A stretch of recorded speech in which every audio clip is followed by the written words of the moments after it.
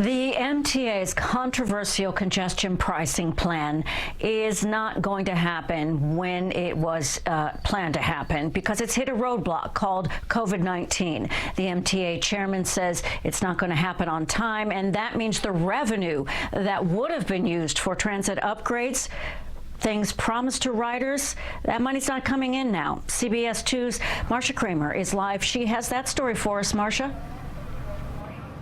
Well, drivers here in Westchester and other parts of the metropolitan area are apparently going to get a reprieve from paying those hefty fines to get into Manhattan. You can chalk that up to the virus. Given a combination of the pandemic and the delays in Washington, a January 2021 start is unlikely.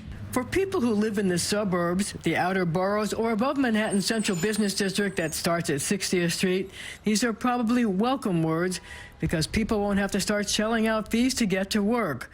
But for mass transit riders, it's probably bad news because the funds raised by congestion pricing, whenever it goes into effect, will now be used to plug the agency's $8.5 billion budget gap, not fix trains. Will you be able to take some of the money from congestion pricing and move it from capital, which is what it's supposed to be spent for now, into the operating budget? The governor's office and the state legislature, in their wisdom in the session that ended on April 1st, gave us that ability to use it for operations for a limited period of time. I think that's really important flexibility. Transit expert Sam Schwartz, who has pushed congestion pricing for decades, is on board with plans to delay bus and subway improvements in the short term because the MTA has suffered big losses, a 95% drop in ridership. Congestion pricing should move ahead as quickly as possible. I can understand some delays maybe in getting the system up.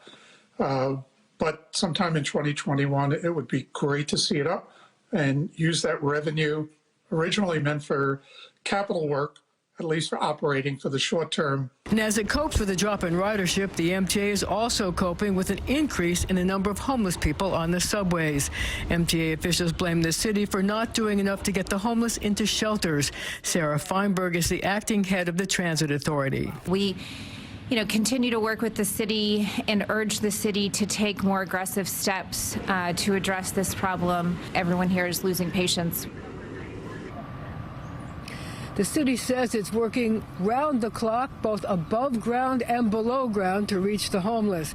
But the MTA says they're not moving fast enough. Live in White Plains, Westchester County, I'm Marcia Kramer, CBS 2 News. Okay, Marcia, thank you.